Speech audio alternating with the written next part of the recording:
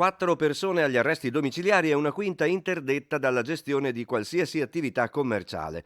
Tutte venete, una del Rodigino, 2 del Veneziano, una trevigiana e una veronese. Altre 6 persone denunciate tra Veneto, Emilia-Romagna e Lombardia. Sequestrato 1.600.000 euro in beni mobili e immobili. Il tutto per una maxi evasione fiscale.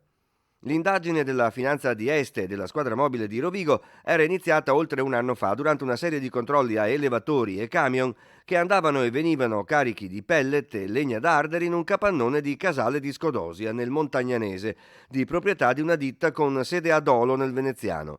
I camion provenivano da Slovenia e Croazia, da società che gli investigatori della Finanza di Este e della Questura Polesana hanno sospettato fossero di proprietà degli stessi acquirenti veneti. Da qui l'allarme per una possibile evasione fiscale, dimostratosi fondato.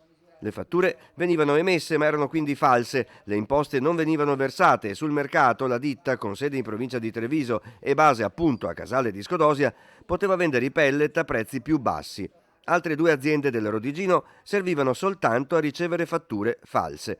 Sarebbero riconducibili a un imprenditore di 75 anni, residente in provincia di Rovigo, da poco sottoposto ai domiciliari su richiesta della Procura di Brescia, per associazione per delinquere finalizzata, tra l'altro, alla commissione di reati tributari per agevolare una cosca 'ndranghetista del Crotonese.